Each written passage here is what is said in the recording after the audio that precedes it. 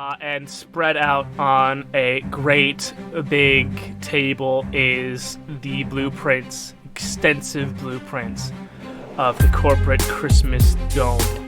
Right, so in terms of getting inside, all of us have an alibi in. We're prepping landing.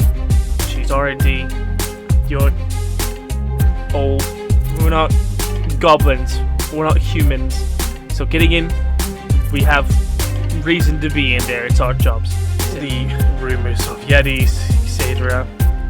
Extensive laser grids, booby traps, moats. They say it's probably the most secure facility in the known world.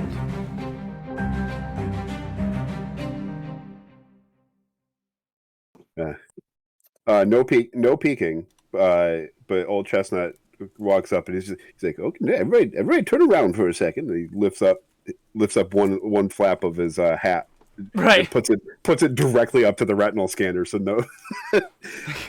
So yeah, the retinal scanner is about gnome height. We got this great big 20 foot in diameter, dystopian uber capitalist Christmas vault door. The retinal scanner goes. It scans your eye, and it seems to be buffering just a little bit. It doesn't seem to immediately let you in. It's like it takes an extra couple. I swear it's always like that. I just. Seems like it's taking a couple seconds, like as if the technology itself is not even sure you're supposed to be in there just yet. Everything's fine. Everything's gonna be fine. You can just like old man starts shaking in his sweater. Like, everything's gonna be okay. Yeah.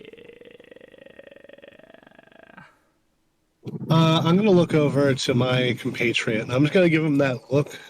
That look like, should we knock these two guys out so we can work in peace look? The look you give to your compatriot? Mm-hmm. That look? You're giving... You're giving the look. And then suddenly, you hear the retinal scan finally stop loading, and the giant, enormous, dystopian Christmas store unlocks. I stop giving the look. Right on, yeah. And yeah, the great big dystopian Christmas store opens, and you walk into this next room. To either side of the door closes behind you, and this next room you walk into, you notice a couple of things. Directly in front of you is a long illuminated hallway with light illuminated tiles on the floor and on the ceiling.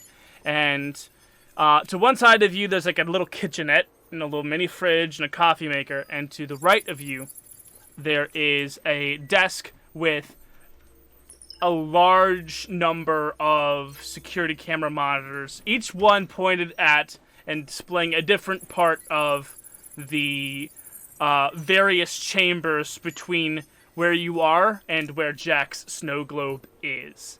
And sitting there at the desk is this kind of portly elf, and his name tag says Tom, and he's kind of sitting like way back with a cup of coffee. He's just looking at the monitors when you guys walk in. Oh, hey. I give the look again. What was his name tag again? His name tag says Tom. Wait, you giving him the look? No, not him the look. I give my compatriot the look. Yeah, because he's giving a Coco a look. Like Coco the look. Out now. Yeah, I forgot his name. I wasn't gonna lie to you. Coco Pine Stub returns the look. I don't have my notes. I'm in a car, so it's okay. And I'm just gonna. I'll. If you want, look we make. If you want, you can give Coco Pine Stump advantage on his stealth check. Okay, I was gonna say I give him the second look that we both have because we're bonded that much. That says, "Do you want to be the one to distract or the one that wants to attack?" He gives you the head nod, like, you know, I like getting my hands dirty. Yeah. So I just I walk over and I go, Tom, how long has it been? I don't know you, man. You don't. Hold on. You don't remember Christmas college? Second year, Delta Phi. Delta what? Okay. Whoops, it's canon. Okay. I don't know what you guys are. The frat boy. Gotcha. Okay, so let's see, stealth. That is, yeah. He really didn't need the advantage because he's got a +5 to stealth, and he rolled a 19. And so you completely take up Tom's field of vision as Coco kind of strafes around back and gives him a real unarmed strike. Unlike one of those pansy-ass unarmed strikes you saw before. He was just getting warmed up. He's an old man. Just getting warmed up. Oh, so we're just knocking him out. Okay. Well, all right. This is how it's gonna get right down to it. Thought Yeah. we'd just walk in. With very... I need to fucking get my voice in. Let's see. It's a 7, 8, 9, 10 to hit, and that's 1d6 plus 4. Yeah, Tom's knocked out in his chair. Very quick, judo chop. Okay. Very quick judo chop, and Tom is knocked out. His cup of coffee is like slowly tilting to spill on his crotch, but Coco's just right there, and he puts 2 fingers up on the cup, tilts it right back up. Okay, so now the guy at the controls is incapacitated. You have free reign to this seemingly clear hallway, to the kitchenette and the mini fridge and the coffee machine, and this console with a bunch of security camera feeds on it. What would you guys like to do? Well, I would like to make myself a cup of coffee, but That's a free action. Maybe someone else could do something. Can you make me a cup of hot cocoa while you're over there? Yeah. You want some eggnog in there, or I pull out my flask? Oh, none for me. These old bones can't handle the nog like it used to. Last cup of cocoa. Yeah, so making coffee and making cocoa is a very simple thing to do in this kitchenette. It's what this place was designed to do. Can you do something, baby? I had nothing to contribute. I knocked the guy out. Good job. Yeah. Well, all these newfangled technology doodads are not really my specialty. The camera slowly pans over.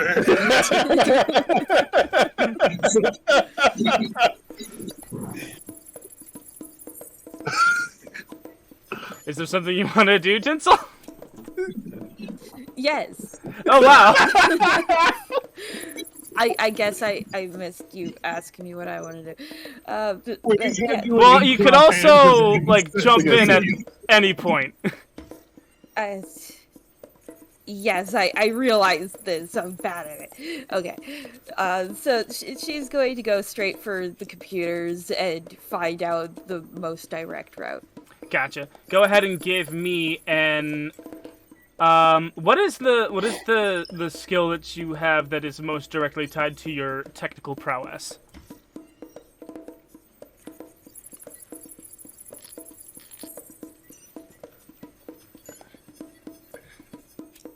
Did you say something? Because you kind of cut out. No, Oh. I'm just lagging really bad. I didn't hear anything. Gotcha. Where did you put your points in terms of Mostly intelligence. Mostly intelligence, okay. This would actually... This could be Arcana or Investigation. Would this maybe count as a history check involving technological devices? Sure. Okay, so that means I have expertise. Excellent. You walked in the wrong room, motherfucker. Okay, so that. Okay, so that's 12. That is a 12. Gotcha. With the 12, what you find out is that this console is very simplistic. It has two functions. It can change the direction, change the directions that the security cameras within the vault are facing, and it can turn them on and off. There is a labeled file that says passwords in here. No, they're not. Wait, actually they are. Put the passwords in here. Don't put the passwords in here, idiot. File, and it's labeled all that, and it's kind of long text on the monitor there. It's just like 6 paragraphs followed by .txt. Yes, .txt, yeah. Okay, so yes, the passwords. You click on the text file, and it opens up to a blank note. I highlight the text. You highlight the text, and it says, "You're really smart for fake." Your side, the text reads, "Good job, Tom. No one's gonna ever think of highlighting the text. You actually put the passwords on a post-it note under the desk." I was gonna say, well, we're in luck. There's no passwords, but I guess not. No, the first thing you do when you have a blank page is you see if there's invisible. That was actually really smart. You actually had failed, but the highlighting thing was really smart, so I just gave it to you. Okay, so I checked the post-it note then. Yeah, the post-it note under the desk has the passwords for. It says, laser hallway password, jingle smells, snowball turret password, Robin laid an egg. And of course, none of those actually, it doesn't say that directly, it's just indented on the paper and you need to run a pencil over it. No, it's written in, like, ink. Tom is smart, but, like, not that smart. God damn it. Weird amounts of puzzles. Whoops, it's a point-and-click adventure. So, yeah, you have this vital information. Yeah, so I go to find the boys then. The boys are all having cocoa. Oh boy, this cocoa really is quite good. Nice job there. Is this I like really to time for imagine- drinks? You want one? Or? No, keep me away from the hard stuff. I take another nip of my eggnog. I'd like to imagine that my character is not good with computers and old Chestnut doesn't even know what a computer is. Like, that's the difference in our ages. Chestnut knows what a calculator is, but like he's basically it. Yeah, it's one of them My entire advocates. job is tech, so Yeah. at least we have someone. Good thing you're on board. Coco has been staring down this illuminated hallway for most of the interaction in this room. He's just been searching his self for something small, something that he can throw, and he pulls out a jacks from like the old school game of playing jacks. Oh hell yeah! Heck yeah! And he flicks it down the hallway, and you can see. You all watch it arc through the air, and it doesn't land in one piece. It lands and spreads out on the ground in thousands upon thousands of tiny little plastic chunks. This hallway is lined with something that makes clean, decisive, and numerous cuts on things passing through it. Ooh. Yeah, Let me excellent. introduce a mechanic. Everyone gets one, and Coco's using his now. We flash back to everyone standing around the blueprints to the vault. Right. So, one interesting thing about the vault is that it's been slowly growing out over time. The most advanced security measures are going to be on the outside perimeter. I know this. This hallway here, lasers. Very powerful, very deadly. The kind of lasers that instantly sever you in places where they touch. So I'm gonna bring, and he pulls out in the flashback and mirrored directly in the present, a handful of tiny pocket mirrors. And he is going to make a DC 17 sleight of hand check to slide and place these mirrors in such a way to deflect and redirect these deadly laser beams. They are, however, still invisible, which is why the check is 17.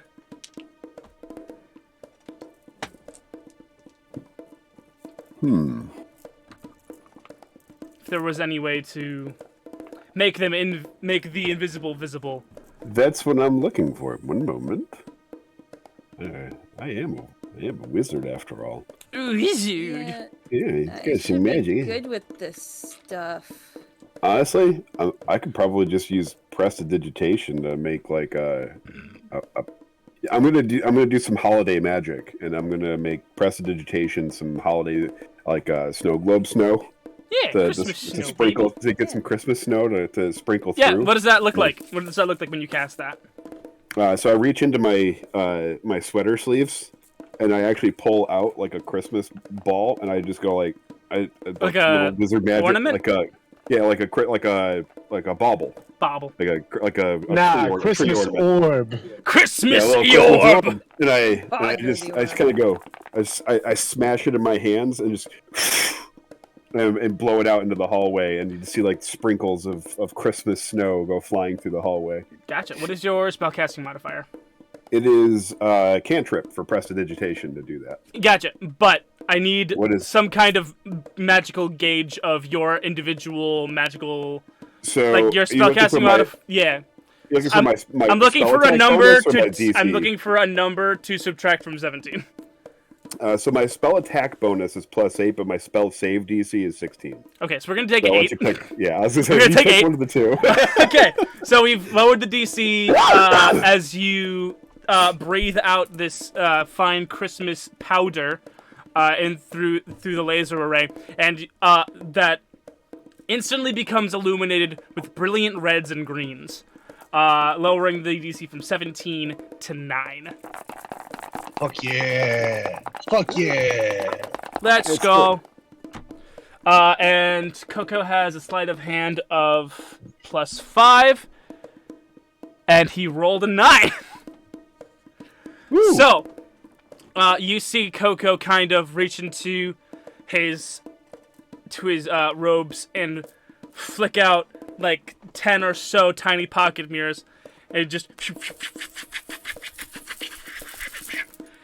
and a beautiful archway is created with these mirrors in a line down this corridor. Old Chestnut, you would know that the laser grid would have been deactivated by someone higher up had this meeting with Jack been pre-approved, as they usually are, but this obviously is not. So the laser grid wasn't taken down. In fact, you had no idea that there were lasers in this hallway until Coco pointed it out at the debriefing. But you guys are all able to expertly, easily, and without issue, pass through this red and green laser hallway, thanks to that skill check. I like to think that Chestnut's like short enough at this point that he could just he just walks underneath the lasers. That nobody is as small as him. Heck yeah. And Tinsel, you have the first password to the laser hallway door. You've punched that in, nice and easy. And the next door opens up, and I want to switch up the music here.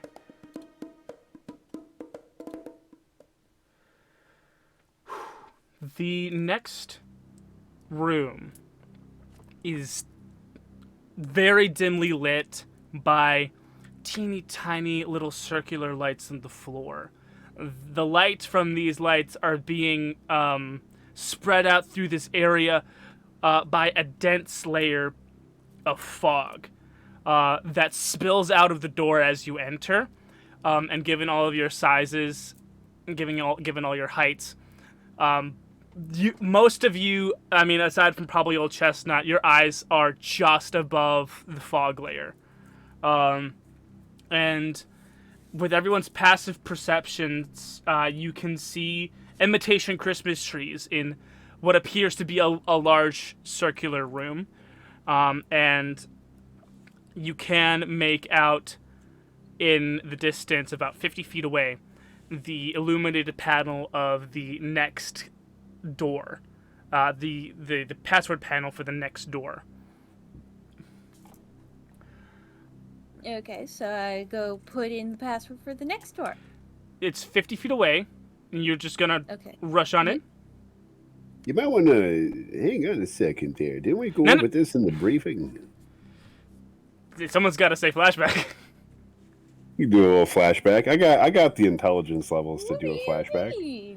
Okay, so we flash back to Old Chestnut, back at the secret hideout.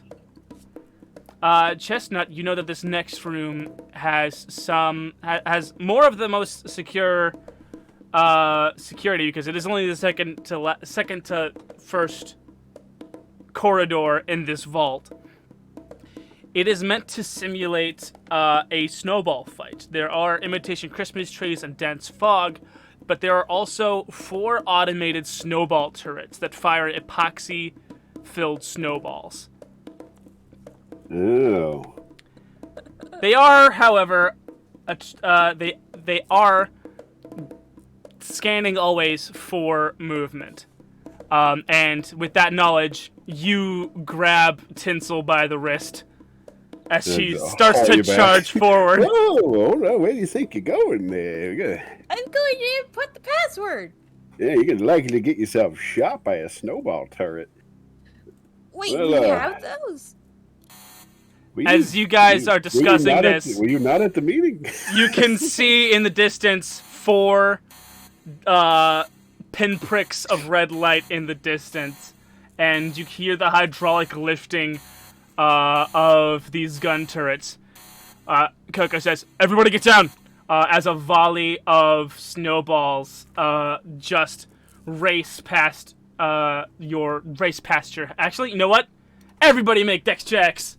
Oh boy. Okay. Oh no. Saving throws. Let's go. Dex saving throw. Oh no. Come on, roll high. Okay. Coco passed. Nat 20. Nat 20. Nat 20! I have a +0 to dex, but I have a nat 20. And Coco got a 16, so he also passed. I like to think that the What nat you got, 20 is just Tinsel? because he's so... Chestnut's so small, the snowballs never touch him. What'd you get, Coco? You're Coco. What'd you get, Tinsel? Sorry. You got a nat 1. Okay. I wonder what Noodle got. We'll find He's out. gone. We'll find out in the next episode. I'm gonna say that if Old Chestnut hadn't rolled a nat 20, that Tinsel would have been hit with 2 epoxy-filled snowballs. If you would like to, using your nat 20, you can spare her from 1 snowball. Yeah, I will use that to spare her from 1 snowball. Gotcha. Okay. So, I'm also going to use my fantastic wizard skills, and I'm going to cast a spell on her called Gift of Alacrity. Gift of Alacrity? Which will give her I believe it's a D8 to her initiative rolls for the rest of the day. Oh, fun. Okay. Cool.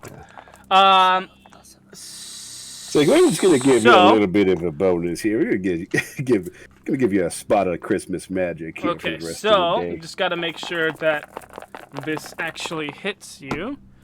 Does an 8 hit? No.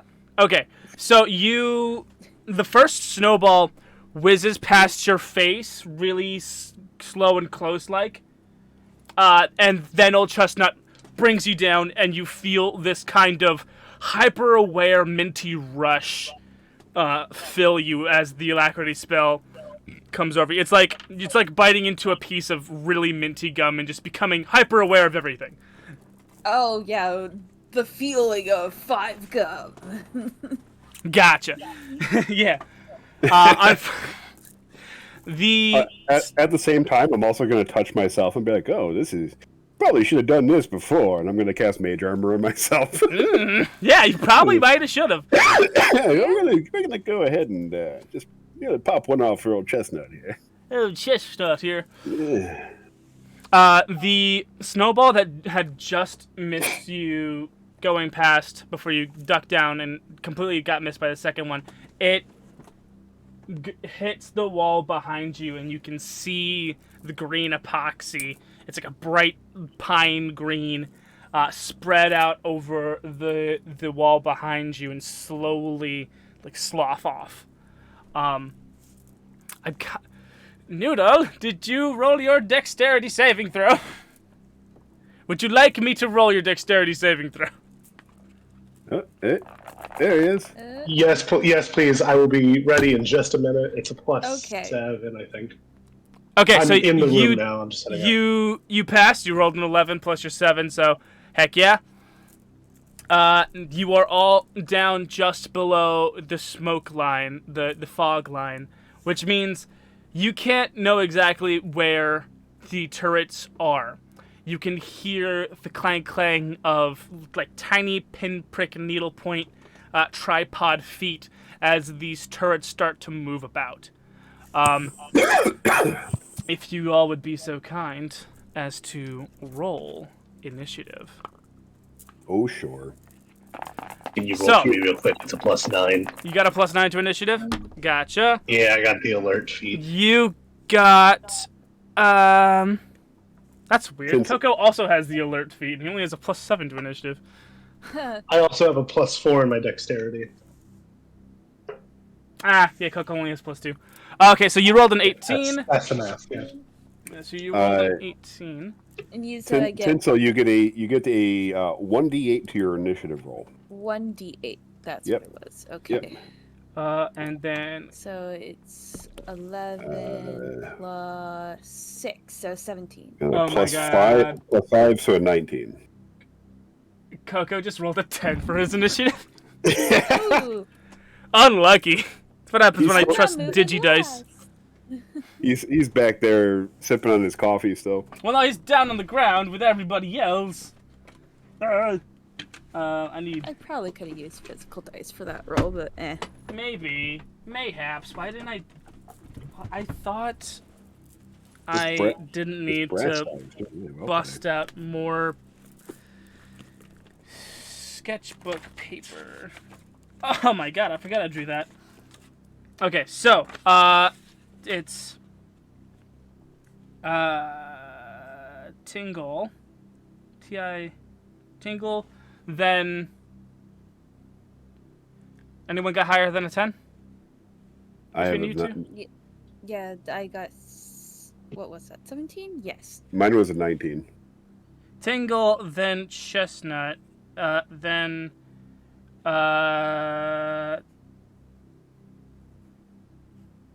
Tinsel, then Co.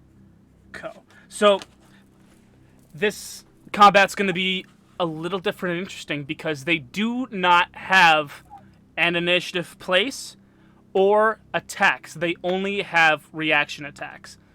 So Okay. because they are automated turrets and have such a high firing speed, they only have reaction attacks. Interesting. So, Tingle, you were up first. You have hit the deck and successfully dodged the first volley of snowballs. They, from the way that these automated tripod snowball turrets sound, they sound no farther than 45 feet away.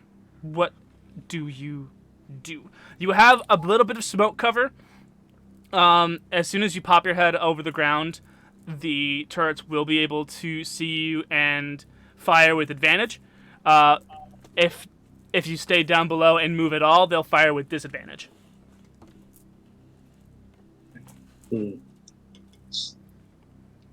I'm gonna pass my turn just for like a person's turn while I get my character sheet pulled up. Okay, Just, you know, Chestnut, then it's your turn. just do a hold action, waiting to. Yeah, I'm just holding my turn until after someone Yeah. else acts. Yeah. I'm Well, working on just- something. Everyone just. Old Take over. Chestnut, you get the wave on from Tingle. All right. He's holding his spot so that you can move forward. I am going to use.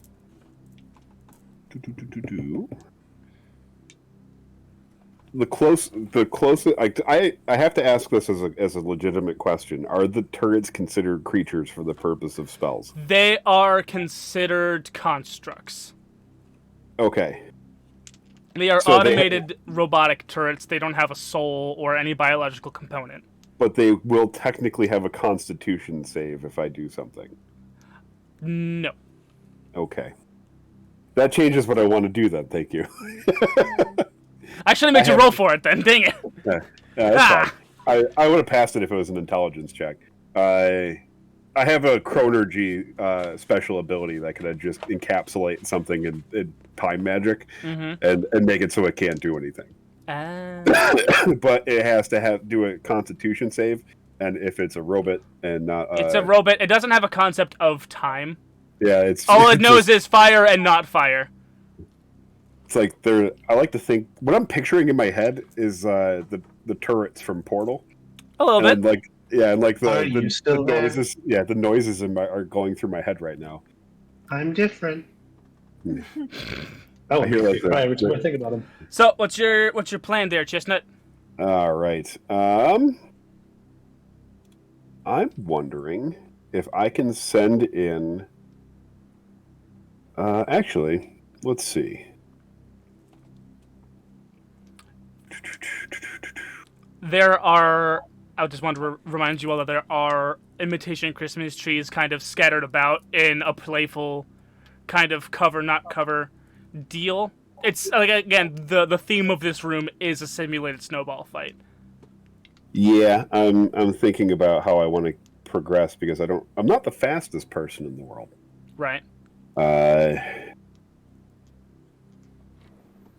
I think that I am going to minor illusion myself as a tree, and I'm going to move slowly, as slow as I can, moving forward, disguised as a tree, and hopefully that they don't notice. Interesting. I'm going to say that I'm going to roll a perception check +2 against your illusion. Okay.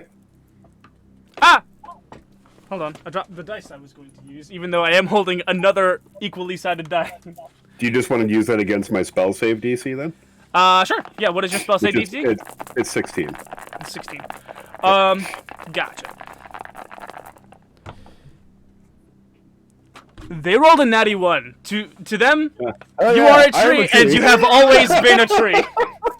You are and always have been a tree. And you move so slowly naturally, and even you move so slowly naturally that when you try to move slowly, it is almost imperceptible. You have effectively just become tree. I am Treebeard, shepherd of the trees. All right, Tinsel, you're up. Yes, I was trying to find a thing. I can never find my. Wait, was that it? Wait, where'd it go? I'm looking for my infusions on this godforsaken thing. Okay, it is there. I don't know why, but it's under my equipment. Yeah, because it's a magic item. Yeah.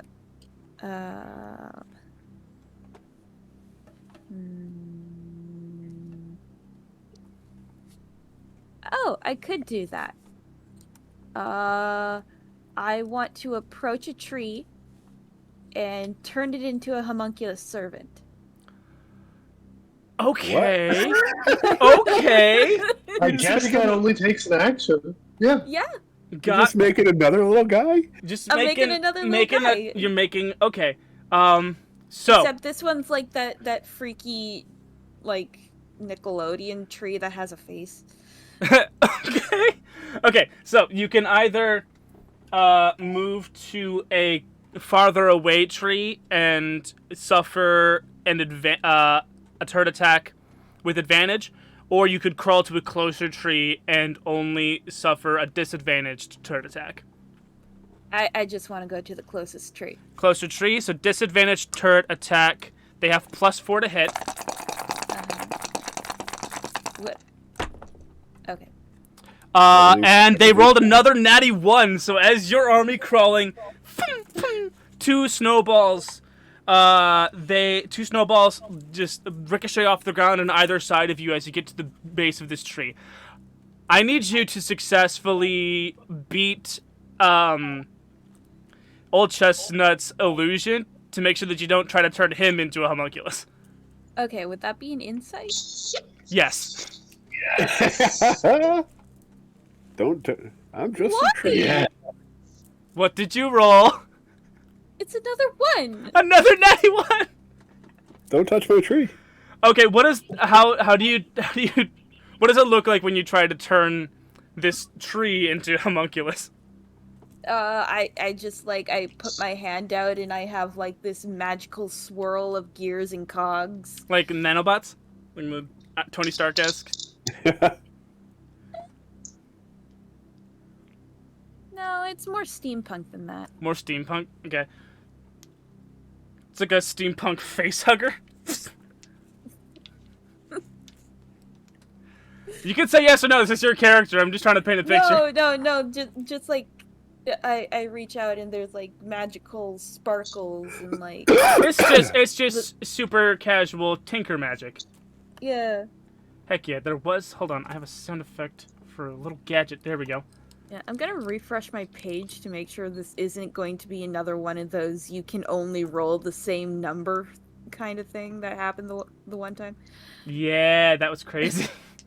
Yeah, I took screenshots and I had 6 5s in a row.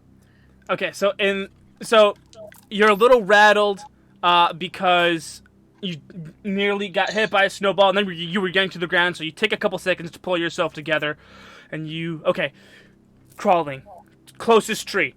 This tree's right next to you. Awesome. You get missed by 2 snowballs. So much pressure. You reach out with your hand, and the kind of little gears kind of roll off of your gauntlet, and with a couple of sparkles and the whirring of gears and the sparks of electrodes, a small patch of the bark gets transformed, and then Old Chestnut's face comes out of the bark. What do you say? I go, let's try that again. And I clap my hands, and I'm using one of my chronergy abilities called Chronal Shift. So as a reaction, I can make her re-roll. Gotcha. Re-roll. Okay, I'm using a physical dice this time. Yeah. So as an ability, you can re-roll an ability check, and I make this decision after I see if the roll succeeds or fails, and you have to use the second roll. You have. Yeah. Well, that's a 5. I'm really realizing how ridiculous it is that your character can manipulate time and is somehow still late to everything. That's kind of the joke. He's a time wizard who just doesn't give a shit. I stumbled upon the bit. Whoops! You rolled anything +5 or no? It was a 3 plus 2. You want to give her advantage. I am going to give her advantage on that. Yeah. Without having to cast. Well, technically, that's not a spell; that's a reaction. But I could cast another spell that makes you do it differently. But I don't want to have to use the spell slot to do it. Right. Please don't. Yeah. Please don't. It just fails. I failed. Just failed. So yeah, with a little bit of this first set of actions was equally great and equal a little fumbly as Chestnut. You see Tinsel make the same mistake again. The folly of youth. Okay, it is Coco's turn. He is going to crawl. I guess technically my minor illusion is now gone though. Then right? Because she disrupted my tree. Do you want to roll? Do you want to roll concentration? Is it a concentration spell? It's. I will tell you in 1 second once I find out what I do. This with my smells lucky like a cantrip. concentration spell. It does. Do. I can smell really scrolls of losing. magic. The owl is back.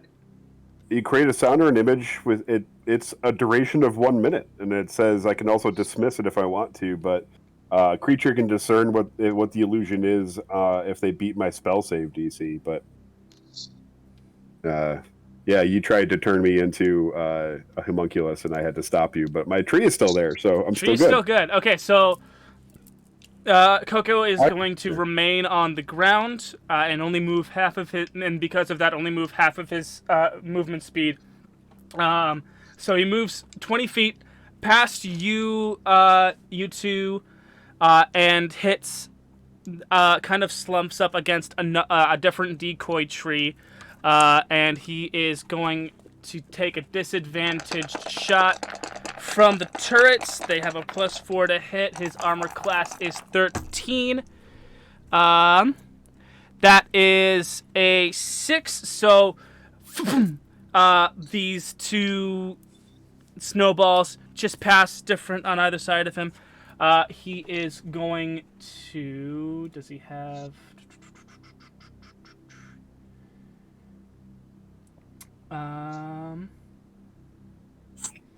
I need to get rid of this window. There we go.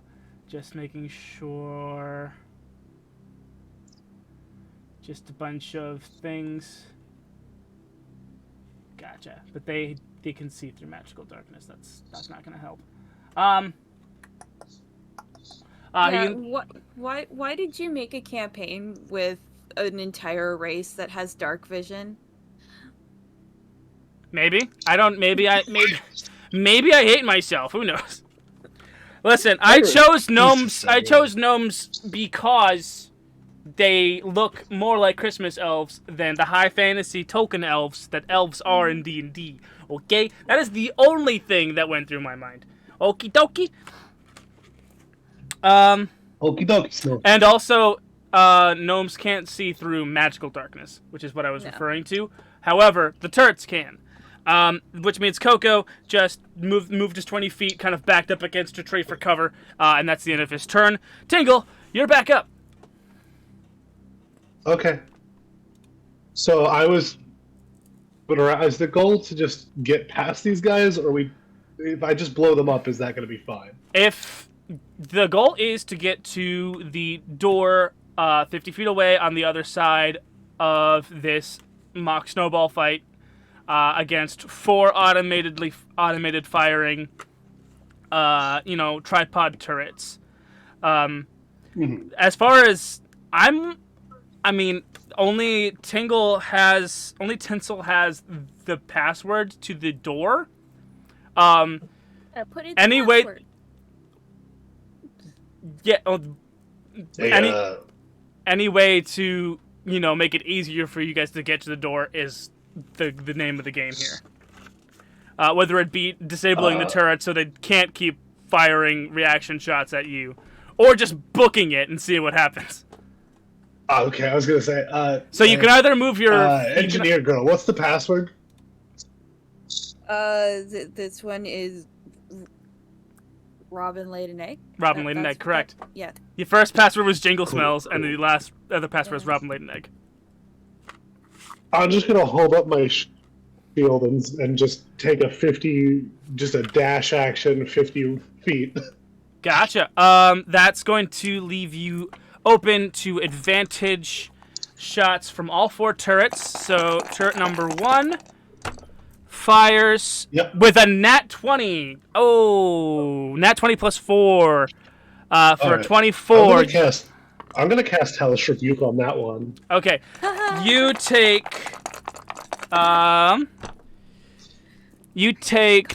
10 points of bludgeoning damage, and your movement speed is decreased by 5 from that first turret. How much damage does that turret take from your Hellish Rebuke?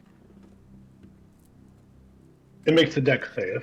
It makes a dex save. Unless Okay. it's designed to stay in one place, in which case I can't imagine. It moves. Dex. It's got tripod legs, and it's been making the clinky sounds as it moves around. Dex save. Yeah. It rolled telling an you my 11 laptop plus in the 1, description. 12. 12. Does a 12 save? That does not, so it's going to take the full 2d10 rolling now. Yeah, so I cast Krampus Rebuke. Krampus which does Rebuke. 16 damage. It's like a spectral chain. I gotta keep thinking. It's like a spectral change that Yeah. comes out of your chest And then and just catches flying. How much damage? Cool. What's the rest? That was for 16 damage. 16 damage. So that first turret, the spectral Krampus chain comes out of your chest. Yeah.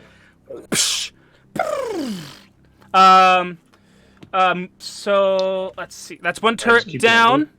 There's another turret who's gonna take a shot at you with advantage. +4 to hit. That is a 18 to hit. Does it hit? That hits exactly. That hits exactly. Oh. Gotcha. You're gonna take another 2d6 of damage, and now you, second snowball lowers your movement speed by 10. So that's 6 points of bludgeoning damage, and now your movement speed is slowed by a total of 15. So that's Okay. and that's the second turret. Third turret fires with advantage. Let's see. A 9 plus 4, does that hit? 14 hit? No, 13. Does a 13 hit? No. Third turret misses, whizzing right past you, hitting a Also tree. no. And fourth turret, firing with advantage, rolled and missed. So your movement speed in total has been decreased by 15. So whatever you started out with, you only go 15 minus the initial dash action math. Okay, so I was going for 50 feet. Mm-hmm. So am I at 35 feet? Yes. Okay. Gotcha. Cool. And yeah, in that, yeah. Okay. So one turret is down. The other three are trained on Tingle, but only need to use a reaction to re-aim and fire. Chestnut, it's your turn. Let's see. Hold on. I you're still actually doing have a shit? bonus Okay. action, I think. Gotcha. That's fine. Yeah, I'm a fighter, mother. I'm not. I'm a Blood good player, hunter. but I'm going to use the blood curse of binding. So I'm just going to wave my hand. The turret is going to make a strength saving throw. Okay. They have a strength of +2, so rolling. Okay. That is a 15. 15 passes exactly. Hey, all right, never oppa. mind. That would have stopped it from being able to take reactions, which would have been real convenient. Gotcha. Oh. That's all. Your essence reaches out with a sheen of frost and tries to grip onto the thin little legs of the tripod of the turret, but the turret pulls itself out and keeps chugging along. Chestnut, it is your turn. You are tree. I'm going to continue moving as tree for my movement. Gotcha. Go ahead. You said you were going to do it so slowly that you could not be identified as not tree. As not tree. Okay. I don't know how far you are going to allow me to Jackson. move moving this slow. That's my question. that's the ticket, isn't it? Yeah. I'm gonna I'm say thinking I was going to offer 10 as a negotiation, moving 10 feet at a time.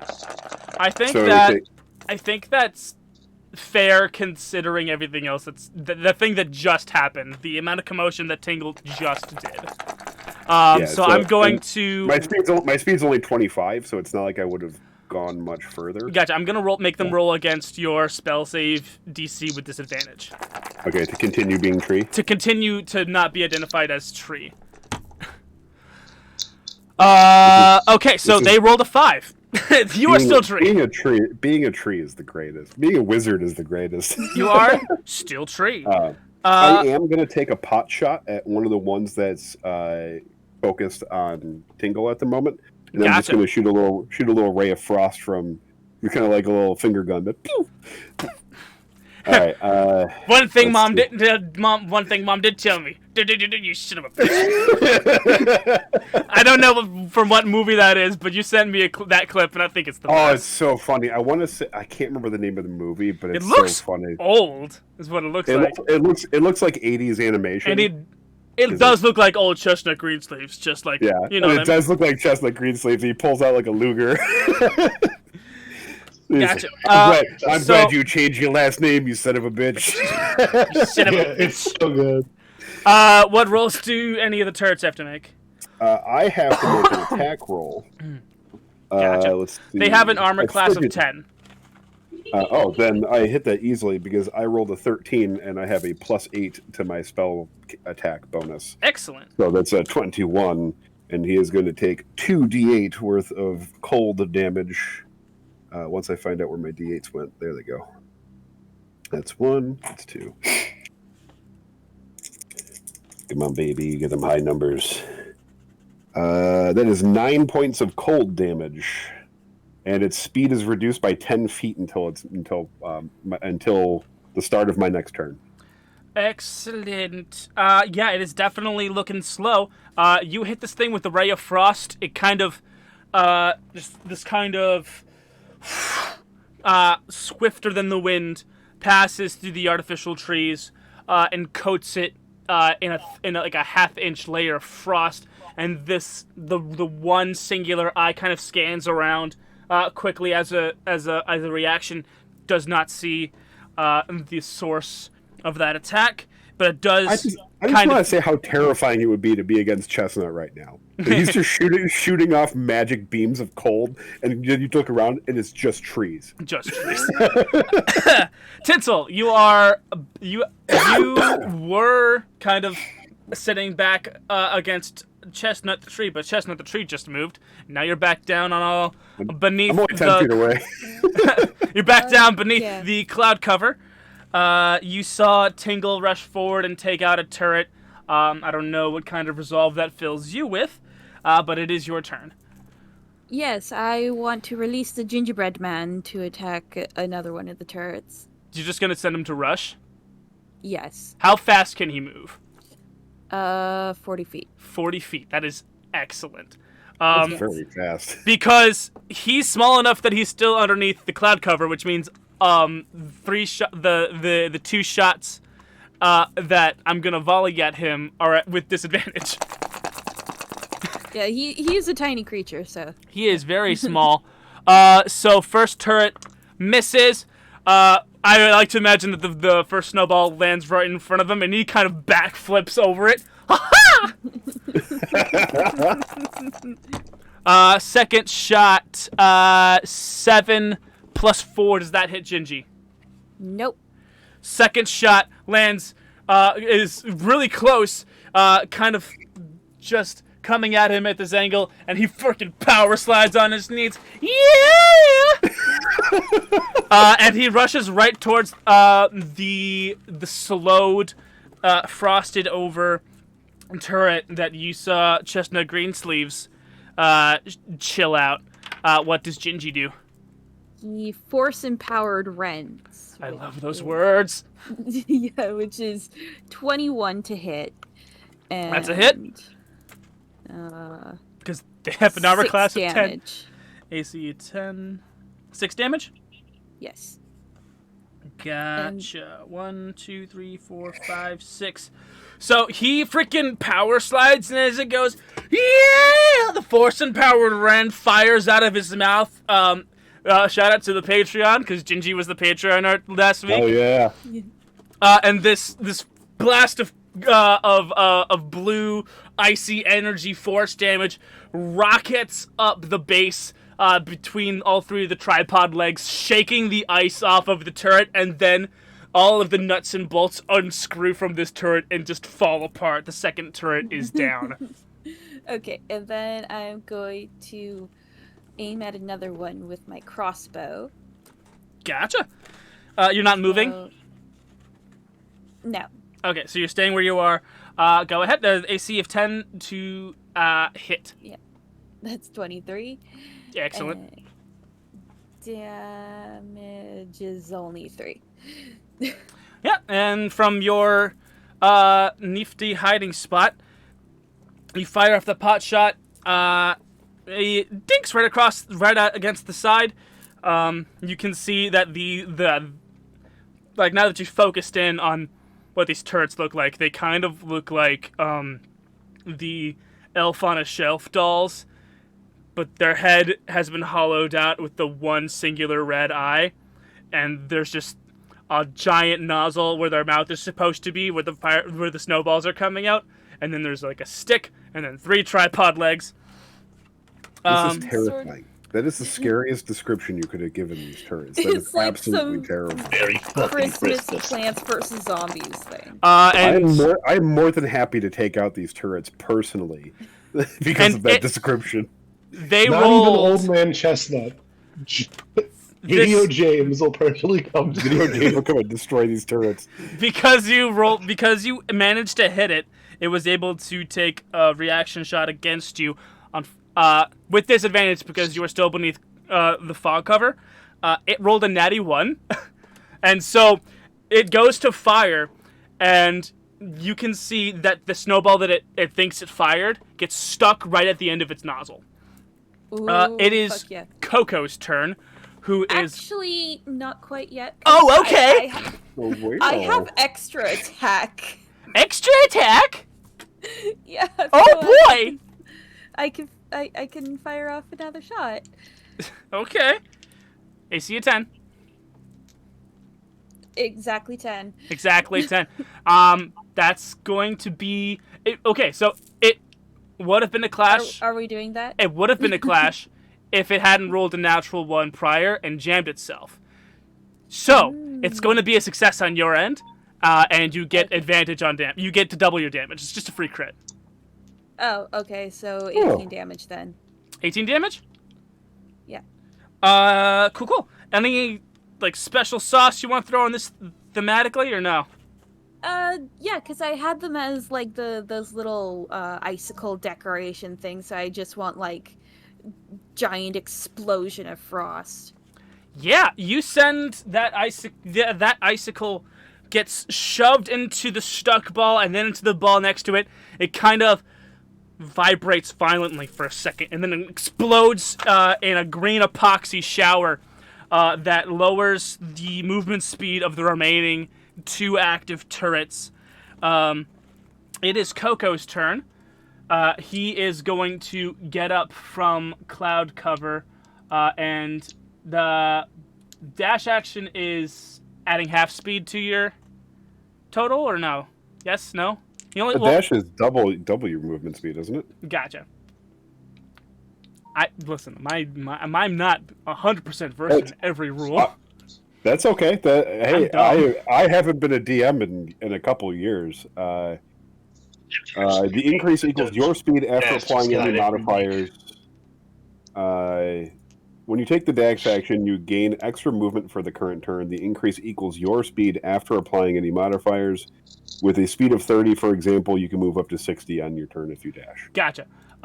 He doesn't need to dash because he's already moved 20 feet the previous round, and he can move this round 40 feet. So he busts out from behind his cover and starts to run at one of the turrets. I'm going to make those attacks now. They're going to be shooting with advantage because he's popped out and he's running running above cloud cover. That is a 9 plus 3, 9, 10, 11, 12, 13. That is a... Okay, that is actually excellent because that matches his armor class. So he is going to then... Hold on. Starting at 3rd level, you can use a reaction to deflect or catch a missile when you are hit by a ranged weapon attack. Yes. When you do so, they take from the attack... The damage you take from the attack is reduced by 1d10. Okay, so he's going to try to catch and deflect this incoming snowball and reduce the damage which is 2d6, which I'll have to roll for, by a d10, which is this one. Yes.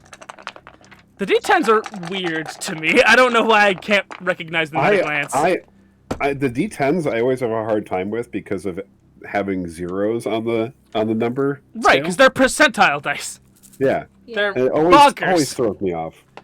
They're bonkers. Okay, so he needs to roll a 9 or higher to reduce all the damage. So that's an 8. So he only takes 1 point of damage as the epoxy explodes on his hand, and you can see everyone around you. You can see his hand get really heavy and start to like weigh him down. So that's the result of the first advantage shot by the turret. The second turret, that is the other turret that is still up, will take their shot with advantage. That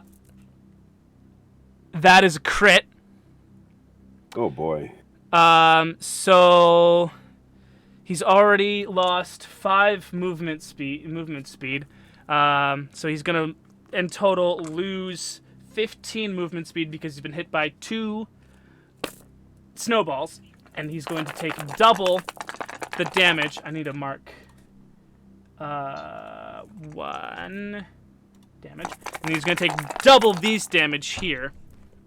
As oh my god, I rolled 2 1s on the 2d6 bludgeoning damage snowballs. At least he's not dead. I was a little worried. This could have been bad. This could have been 24 points of bludgeoning damage. But no, it's only going to be 4. 4 points of bludgeoning damage. Even with the minus 15 to the 40 movement speed, he should be able to... No, wait. So he was... Math! We love math in D&D.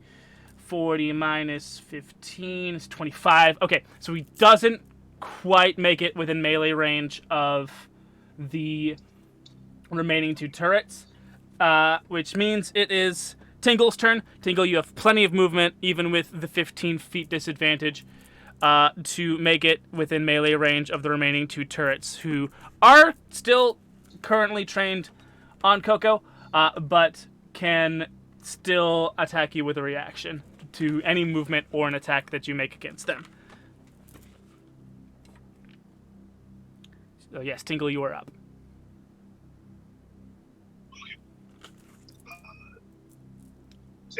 Going to... Okay, how do I Christmas this one? How do you Christmas this? Tingle's going to turn the corner, to turn from cover, and he's going to fire Eldritch Blast. How are we going to Christmas that one, guys? I mean, we can call it Krampus Blast. No, I was thinking like a flaming Actually, it's Christmas force damage. What if I ball. actually do... No, it is force damage, so what if I literally just generate snowballs and throw them back? I mean, the kind of blue radiant energy, frosty energy from Shinji's mouth is radiant damage, so I mean, couldn't be too much different. It's force damage. I'm just force shooting damage. ice, yeah. You generate a mystic snowball. Snowball. That's 2 attacks? Yeah. Or 2 beams? 2 of them. It's Eldritch, 2 beams. 2 beams, Each gotcha. attack separate. Alright, So they both have to beat an AC of 10. First one's okay, first one did. Let's see if the second one did. Second one also did. They both got 15. Excellent. And then... Damage on the first one is only 4. I'm sorry, you're Damage on the second one coming in and out. What did the first one take? Too fast? 4. 4 points. And then the second one? 3. 3. Are you moving at all? Or just standing firing? Either way, you're going to get an attack. Yeah, at this point, I'm going to then the remaining 15 feet to the control panel. Yeah. 15 feet to the control panel. Okay. You still are going to be targeted with 2 shots from these turrets with advantage. Let's see. 17 plus 4, does that hit? Yes. Okay. Your movement speed is then reduced by another 20. And an additional 20 on top of the 15. And you take... Wait, 10 points of Can't bludgeoning move now. damage. Yeah, I can't move now. You're I'm gonna cast immobilized? Hellish Rebuke. Are you completely What? immobilized? Or no? Well, yeah, I don't have 30. Sorry, that would be yeah, that'd be 30. 35 feet of 35. movement. No. Gotcha. So the second turret, you're completely immobilized. So I the second, cast Hellish Rebuke. how much damage? Oh, no, it's a strength saving throw or dex saving throw? And they had a dex of plus 1. Strength. Strength, they had a strength of plus 1. Strength. 18 plus 1, 19. That'll take half damage, so that's going to take it's 11, which would round up to 6 and down to 5. Okay, all damage is rounded up. 1, 2, 3, 4, 5, 6. Gotcha. And because you're immobilized, the second turret automatically hits. And you take an additional 7 points of bludgeoning damage. Everyone witnesses Tingle just caked like a snowman with green oozing epoxy snowballs as he is stuck a mere 10 feet from the exit. Is that your turn? Gotcha. Yeah, I can't do much else. Chestnut, you see the Tingle snowman. You see a turret that's kind of swaying back and forth a little bit. It looks like the servos on 2 of its legs are fitzing out a little bit. And you see a third turret that just kind of has his head tilted just a little bit to the side. God, I'm just picturing the elf on the shelf. Oh God, they're terrifying. They're terrifying enough already. So, I have a question regarding the epoxy that's covering. Yes. Is this something that could be cleaned off? Sure. Can I prestidigitation the epoxy off of Tingle? It says as part of prestidigitation that I can. Where does it say it? I can instantaneously clean an object no larger than 1 cubic foot. How tall is For Tinsel? example, my cubic foot. Are you only a foot? Okay, gnomes are not No 1 foot height. tall. No, but They're it's 2 feet at. They're 2 feet at least. I could clean off. You don't need to clean off all of me. Just my Portion. feet. Yeah, Okay. it's just a question. I don't. That doesn't necessarily. mean that's what I'm gonna do. I want to give this to you, but I don't want to. I don't want to give it all to you. I want to say that. Okay. Your spell attack modifier is +8, right? Correct. I can give with that, and because it's a cantrip, I'll give Tingle back 8 feet of movement speed. Yeah, it's better than nothing. And that's just whisking away with this weak cantrip. A little bit of snowball around his feet, so he's kind of waddling like a penguin at this point. Is there anything else you want to do on your turn? So technically that's an action, so I'd Okay. have to use an action to do that. So I'm going to use my tree abilities here to move up a couple more feet. Gotcha. Gonna have to make the remaining 2 turrets roll against your spell save DC to see if they see the tree move. So with disadvantage, they rolled a 2.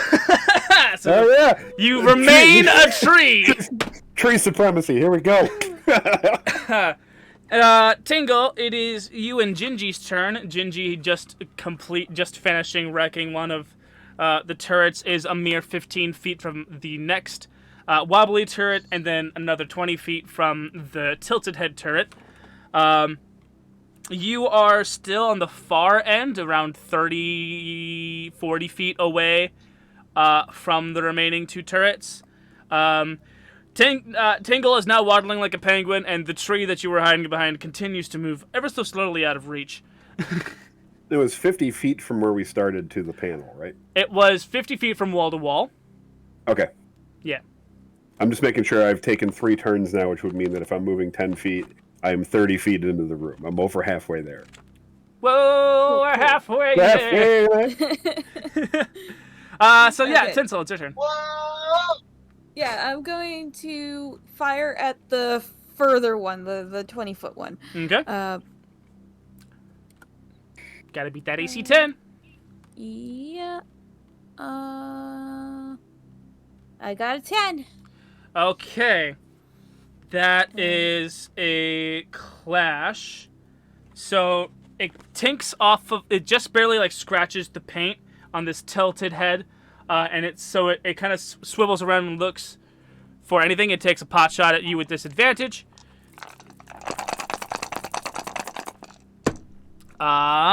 With a natty 1 on both dice, you see not one, but you feel like something about you specifically. Something about you and your brand of chaotic tinkering is causing this turret and the turrets around it to malfunction in such a way.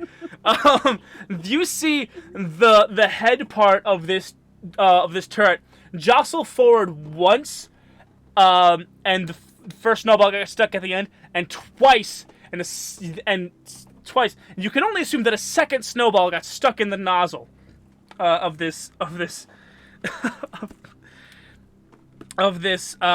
just creepy turret.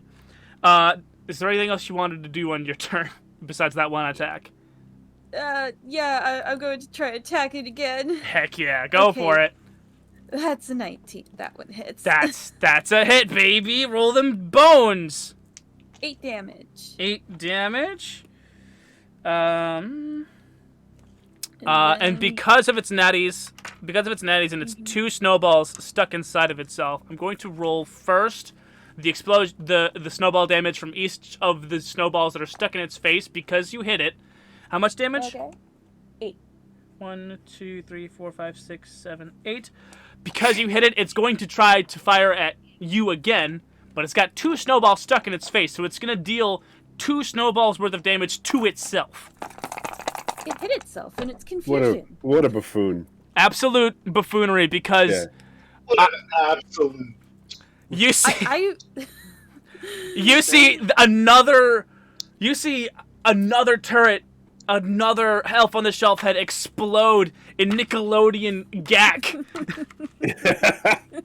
That third turret is down. What a. Okay, and now Gingy What gets a to finish off troglodyte. the last one. All right. Or not. Go, little fella. So it little rushes rock towards star. that last turret. The last turret makes a reaction shot at it with disadvantage because Gingy is below cloud cover. And misses. Gingy just playing to his strengths here. And what does Gingy do when he's in range? This turret does have the 2 wobbly servos in its legs, so it is kind of wobbling around. Its shots are going a little askew and wild. What does Gingy do now that he's in strike distance? I missed. That was only an 8. Only an 8. Ha-ho! Just kind of just dodged out of the way. Did not hit, so the turret doesn't get another reaction shot. Coco's turn. He has plenty of movement speed to get up and close, but he's still going to take a disadvantage targeting by this remaining turret. And with a 6, 7, 8, 9, 10, armor class 13, that turret misses, and Coco is finally within range, and he's going to...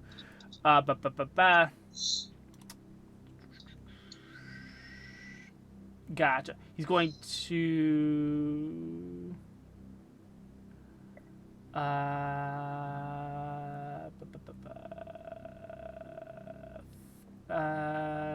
Gotcha. Okay. He's going to make an unarmed strike, and depending on whether or not that kills this turret, it will determine whether or not he spends a key point to flurry of blows. So plus 7, 15 plus 7, that's a hit, and I need 1d6 plus 4 bludgeoning damage. This remaining turret only has 5 HP left, so that's a 5. Coco slams his fist into this remaining turret that's wobbling around. The connecting bit to the tripod legs falls down, and Coco has a snowball in one fist and the head of the thing that fired it in the other. And he kind of just, now that we are out of initiative, we go, kind of just, all right, help me with him. And you guys take a couple of minutes to unstick all the snowballs. Yeah. Just sit there and just prestidigitation all of them. Like, yeah, we'll get you cleaned up again. Here we go. Or anyone else got stuck. Nope. I was a tree. I saw I that. didn't get hit a single time. It was trippy. This guy just became a tree. Yeah, really, guys just running willy-nilly, just getting yourself shot up running through there. Sometimes you think for a second before you sprint into combat. You get yourself all shot up by goo. Yeah, listen to the old timer. Right, let's get to this next room, alright?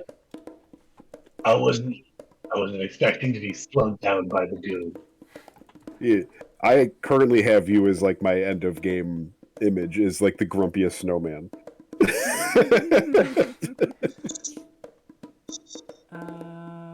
Why isn't Dang, that's good.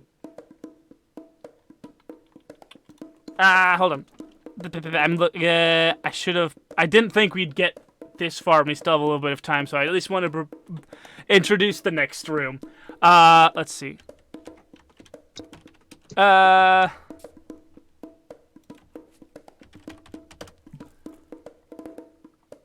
There it is. Beautiful. Okay. You punch in the passcode to the next room, and you watch as the door opens and the next room is revealed. You walk in and the door closes behind you. Before you is a hallway that is not illuminated on the inside, but there is an alcove where you're standing with nothing in it, and an alcove on the other side that is made of wood. From what you can tell from this distance, it's made of wood, and the door on the other side, it's intricately carved and much older than the surrounding structure. It's intricately carved. It's got a cast iron handle and an old school like lock, like the kind of lock you need a skeleton key. Separating you from that door is a hallway that has 3 white stripes beneath you on the floor and 3 white stripes above you on the ceiling. And one thing of particular note is that... Right. You guys smell that? And of course, you all taking a deep breath and you smell cranberries. Cranberry sauce. You look around. And Tinsel, something splashes you on the shoulder and it stings. And so you pat it off. And on your robotic glove is a crimson ooze. Do you dare look up? Did you? Yes. Okay. Yes. Hanging above you, in a shape not unlike a uvula, is a cranberry sauce ooze that's slowly descending down. The shape of the can, or that you got it from. It's right now it's in the shape of a uvula because it is attached to the ceiling above you. Teasing. I know, but everyone make a dexterity saving throw as it flops down about you. No. Dex nice. saving throw. Ba-ba-ba-ba. And that is a 9 from Coco. He's like, boy. oh man, cranberries. Don't worry, it can get worse. What did you get? A natural 1 for a total of 6. A natty 1? So that's 2 failures. 18. Total of- 18 for And it's- this Total one. of 6. Okay, Chestnut Greensleeves is being the most dexterous among us. Oh, Chestnut This Greensleeves! whole man is I'm nimble. spry. I'm spry on my feet. You just can't see my feet. Oh my god. I'm proficient in dex saves. I like to think that as it's dropping down, like he just kind of notices everybody else panicking and just takes one step back. No, one step forward. one step forward. One step forward. There's no Yeah, way okay. back. The door is shut behind you. What did Yeah. you get, Tinsel? 21. 21? Another success. So, Yes. you two step forward, being, good and dexterous. While, unfortunately, Another win for the intelligence casters. another win for the intelligence casters. Oh, that's a note. Technically, I'm a wisdom caster. As- Unfortunately.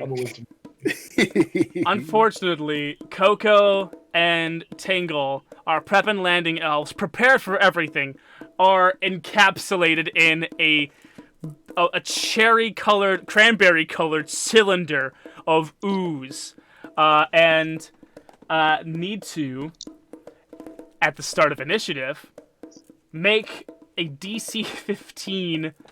Let's see.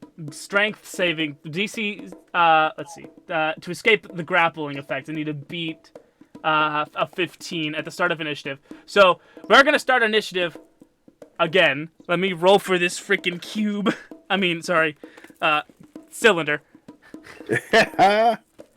It is for those who want to be particularly D and Danal about it. This is technically a dragon blood ooze, which I have flavored into a gelatinous cylinder of cranberry. Is it considered, for all intents and purposes, to be large or smaller? It is large. Okay. So let's see. With its dex of -2, the ooze rolls a 12. And Coco rolled a 24, but is incapacitated for the first round.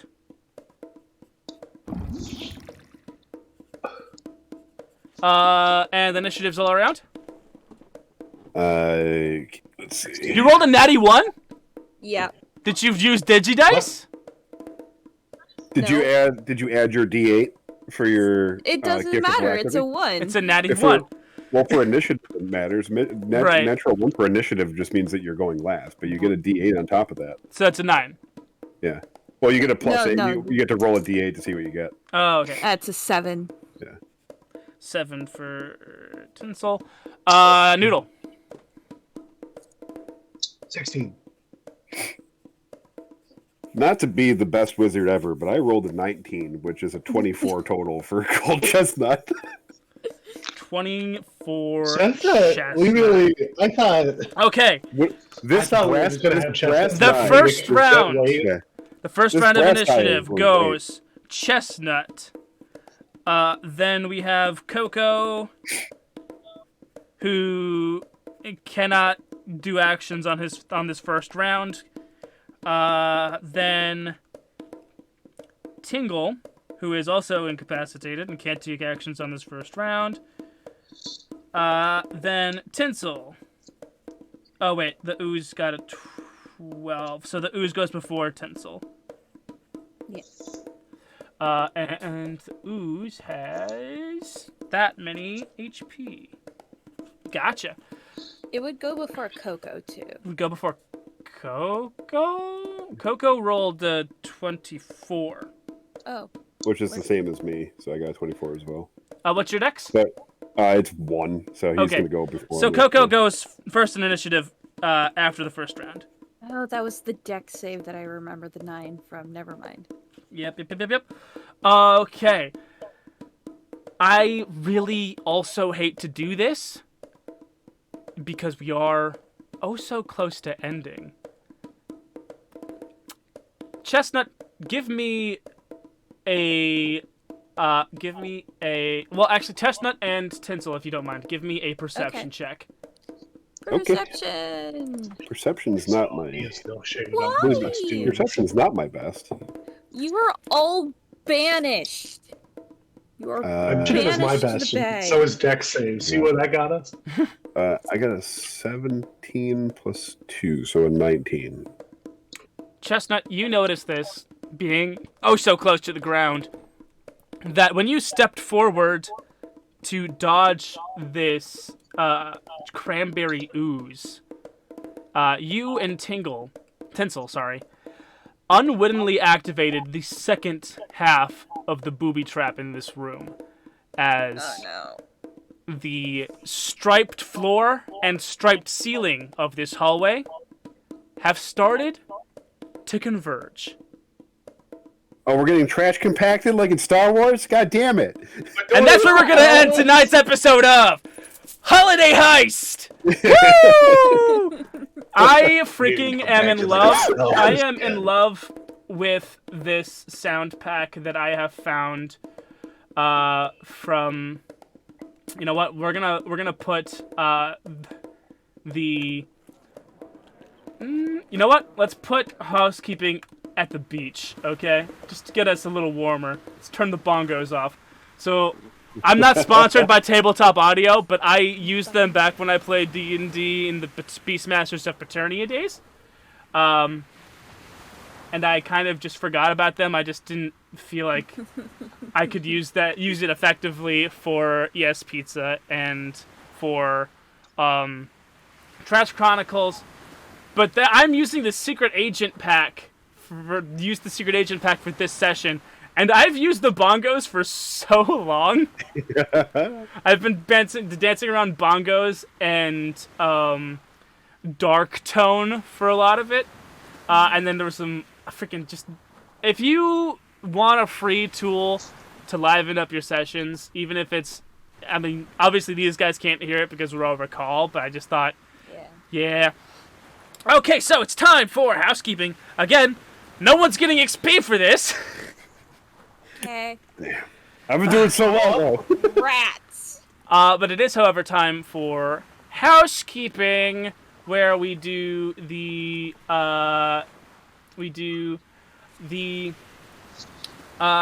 pitches for Patreon art. So everyone gets one pitch, and I'll do a poll on my X, which has changed, I believe, because of the censoring thing that's been happening.